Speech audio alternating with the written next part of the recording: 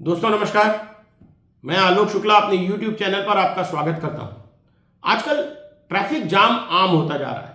आप सभी traffic jam का सामना रोज ही करते हैं। जो बड़े शहरों में रहते हैं उनके लिए तो ये प्रतिदिन की समस्या है ही, लेकिन ट्रैफिक जाम अब हाईवे और छोटे शहरों की समस्या भी बनता जा रहा है। तो आज हम इसी विषय पर बात करेंगे और जानने की कोशिश करेंगे कि इस समस्या के कारण क्या हैं तथा इस समस्या के समाधान के लिए सरकारों को क्या करना चाहिए। लेकिन आगे बढ़ने के पहले मेरी चैनल को सब्सक्राइब कर लीजिए और बेल आइकॉन भी दबा दीजिए, जिससे हर नए वीडियो का नोटिफिकेशन आपको मिलता रहे। अगर वीडियो अच्छा लगे तो इसे लाइक और शेयर भी जरूर करिएगा। ट्रैफिक जैम आज भारत में एक गंभीर समस्या बन चुकी है, जो न केवल आम नागरिकों के लिए परेशानी का कारण है, बल्कि देश की अर्थव्यवस्था और पर्यावरण पर भी नकारात्मक प्रभाव डालती है। बढ़ती जनसंख्या, तेजी से बढ़ता हुआ शहरीकरण और अपर्याप्त बुनियादी ढांचा इस समस्या के प्रमुख कारण हैं। आइए ट्रैफिक जैम के कारणों को समझने की कोशिश करते हैं। पहला कारण है वाहनों की संख्या में बेतहाशा वृद्धि। वर्ष 1951 में भारत में केवल 30 लाख वाहन ही पंजीकृत थे। वर्ष 2022 तक इनकी संख्या बढ़कर 35.4 करोड़ हो चुकी थी। इन आंकड़ों से यह भी पता लगता है कि 2001 से 2020 के बीच पंजीकृत वाहनों की संख्या में लगभग 6 गुना वृद्धि हुई है। इसके मुख्य कारण आर्थिक विकास, शहरीकरण और मध्यम वर्ग की बढ़ती क्रय शक्ति है। वाहनों की संख्या में यह वृद्धि ट्रैफिक जाम, वायु प्रदूषण और सड़क सुरक्षा जैसी चुनौतियों को जन्म देती है। भारत में सड़कों की लंबाई भी बढ़ी है, लेकिन वाहनों की संख्या की तुलना में यह बढ़त बहुत कम है। भारत सरकार के सड़क परिवहन मंत्रालय के डेटा के अनुसार वर्ष 1951 में भारत में कुल 4 लाख किलोमीटर सड़कें ही थीं, जो वर्ष 2024 में बढ़कर 67 लाख किलोमीटर हो चुकी हैं।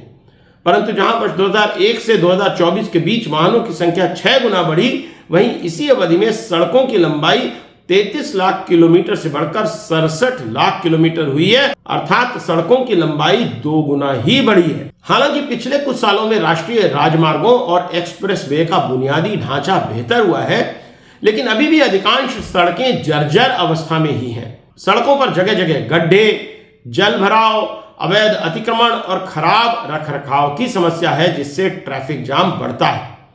बारिश के मौसम में भारतीय सड़कों पर गड्ढे बढ़ जाते हैं, जिससे दुर्घटनाएं और जाम की स्थिति उत्पन्न होती है। कुछ समय पहले मैसूर के एक्टर पूर्णचंद्र ने कलाकार बादल नांजुंदा स्वामी के साथ मिलकर बेंगलुरु की सड़कों के गड्ढों के बारे में एक अलग प्रकार की प्रोटेस्ट की थी। वे इन सड़कों के गड्ढे वाले क्षेत्रों स्पेस सूट पहनकर ऐसे चले जैसे चांद पर चल रहे हों। देखिए द गार्जियन पर इसके बारे में एक रिपोर्ट।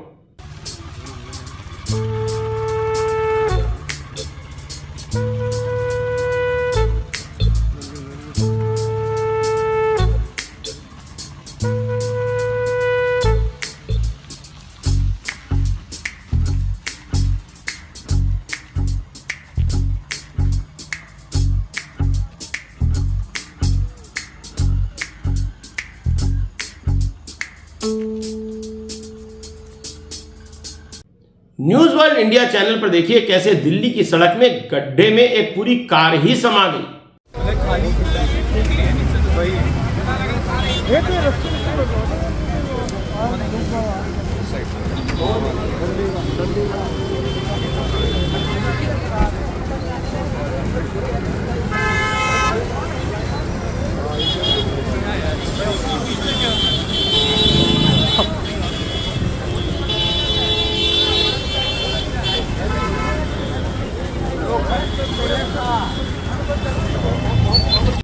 मुंबई की सड़कों पर गड्ढों से लगने वाले जाम की मुसीबत पर न्यूज 18 इंडिया पर एक रिपोर्ट देखिए।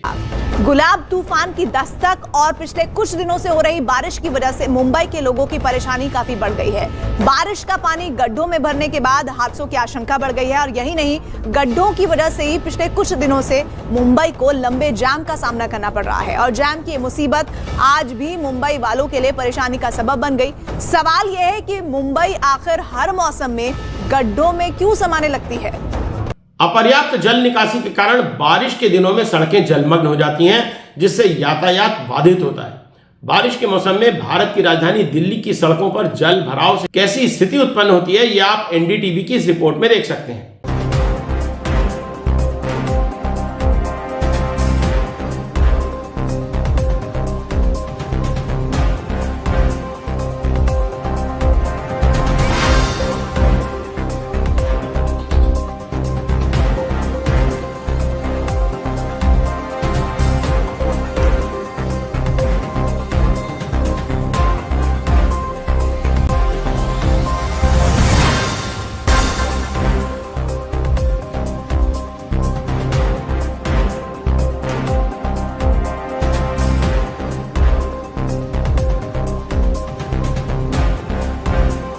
पहाड़ों की सड़कों की हालत तो बहुत ही खराब है। सभी सड़कों के पास नदियों के किनारे तक बिल्डिंगें बना दी गई हैं, जिससे पानी का निकास रुक गया है। पहाड़ों की लगातार खुदाई के कारण भी लैंडस्लाइड होती रहती हैं और बरसात के समय अक्सर ही सड़कें बंद हो जाती हैं। पिछली बारिश में हिमाचल प्रदेश की सैकड़ों सड़कें लैंडस्लाइड से बंद होने की रिपोर्ट ANI पर देखिए।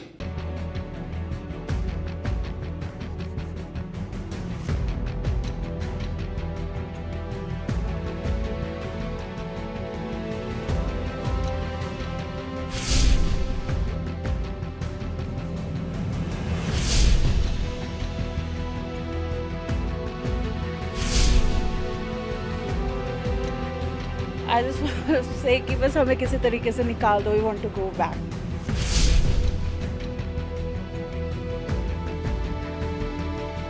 शहरों में फुटपाथों और सड़कों पर अवैध निर्माण और अतिक्रमण के कारण सड़क की चौड़ाई घट जाती है।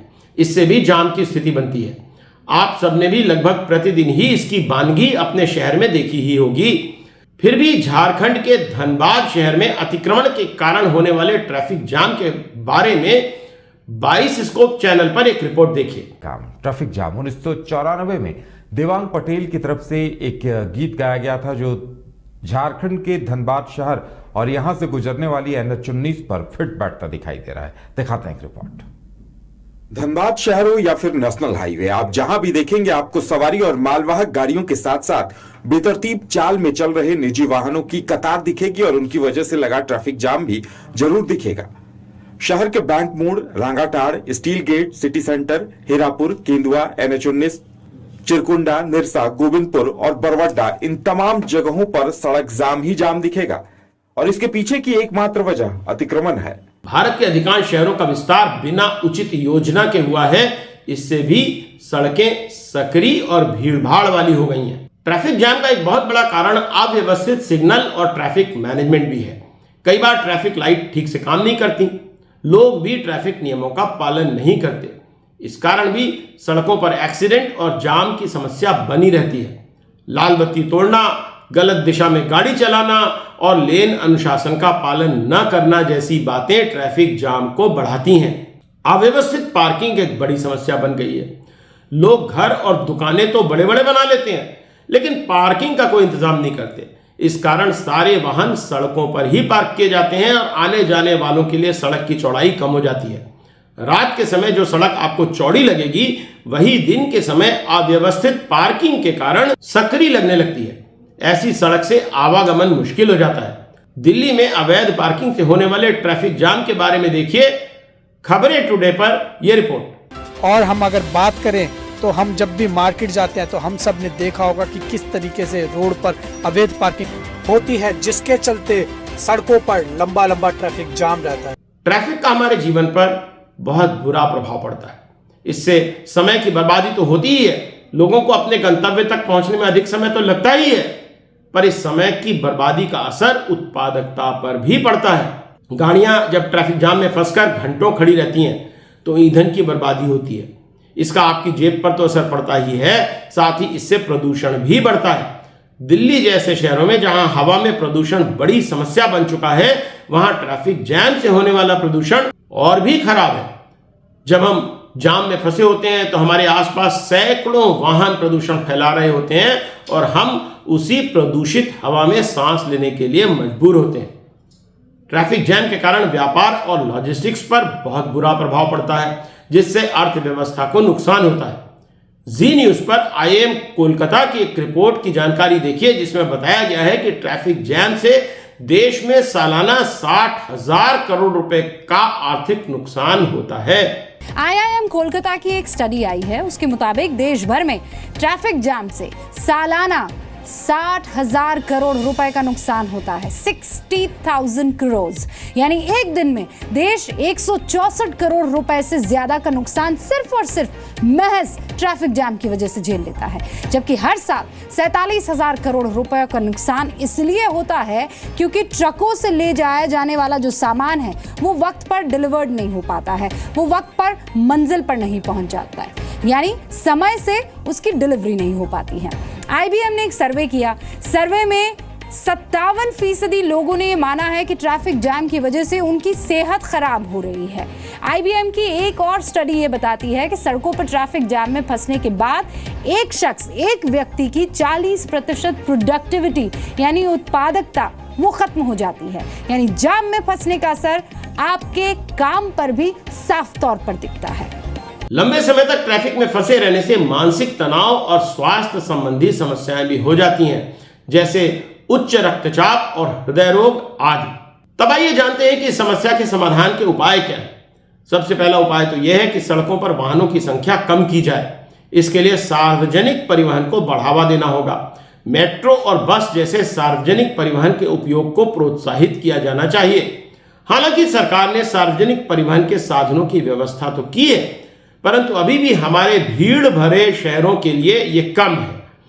बसों और मेट्रो में खड़े होने की जगह भी मुश्किल से मिलती है। हमें इनकी संख्या और फेरे दोनों ही बढ़ाने होंगे। इन्हें और सुविधाजनक बनाना होगा। निजी कारों में यात्रा को खर्चीला करना होगा। न्यूयॉर्क के मैनहट्टन में 1 घंटे की पार्किंग फीस $100 तक हो सकती है। इसीलिए वहां अच्छे पैसे वाले भी कहीं दूर अपनी कार खड़ी करके सबवे से ही ऑफिस जाते हैं।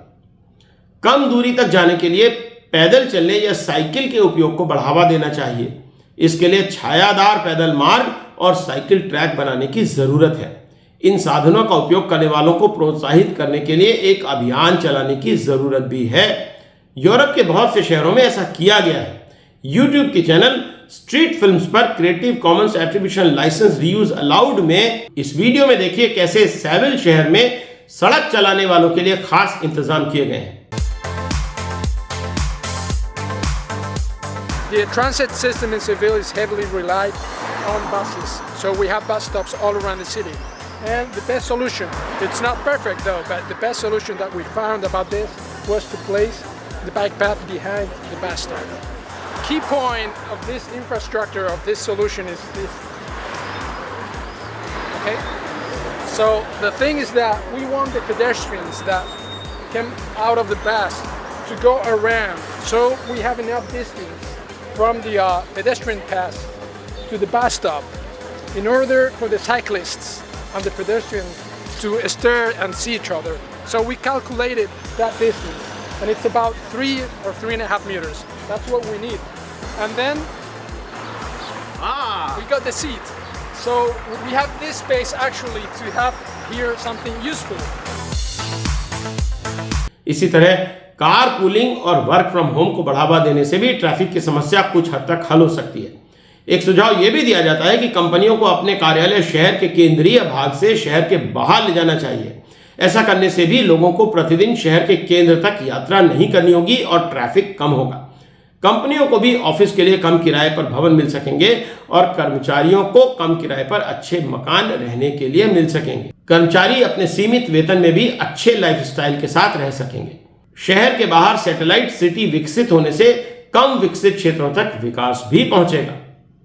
दूसरा काम जो करना होगा वो है सड़कों के बुनियादी ढांचे में सुधार। नए फ्लाईओवर, चौड़ी सड़कें, बेहतर सिग्नल व्यवस्था, ये सब करने की आवश्यकता है। इसके साथ ही इस बात का ख्याल भी रखना होगा कि यह अधोसंरचनाएं उच्च गुणवत्ता की हों। मैंने दिल्ली में ऐसे कई अंडरपास देखे हैं जो बरसात के पानी के भरने के कारण बरसात में बंद हो जाते हैं। इसी तरह कई बार चौड़ी सड़क पर सकरा फ्लाईओवर बना दिया जाता है, जिससे वो ट्रैफिक का सुधार तो नहीं करता, उल्टा बॉटलनेक बन जाता है। ट्रैफिक नियमों को सख्ती से लागू करना जरूरी है। ट्रैफिक उल्लंघन करने वालों पर कड़ी कार्रवाई होनी चाहिए। आर्टिफिशियल इंटेलिजेंस पर आधारित स्मार्ट ट्रैफिक मैनेजमेंट सिस्टम अपनाने की आवश्यकता भी है। दुनिया के अनेक देशों में इसका उपयोग किया जा रहा है। ट्रैफिक जाम की समस्या को हल करने के लिए सरकार, प्रशासन और नागरिकों को मिलकर प्रयास करने होंगे। अगर सही योजना और नियमों का पालन किया जाए तो इस समस्या से निजात पाई जा सकती है और सड़कों को सुगम और सुरक्षित बनाया जा सकता है।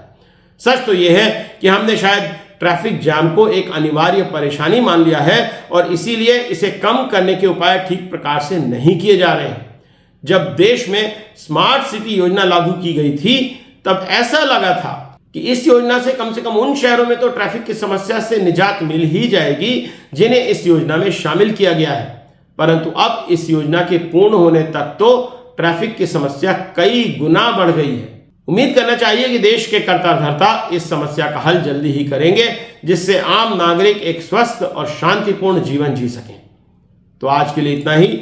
जल्दी ही फिर मिलेंगे किसी नए विषय पर नए वीडियो के साथ प्रसंग में। तब तक के लिए नमस्कार।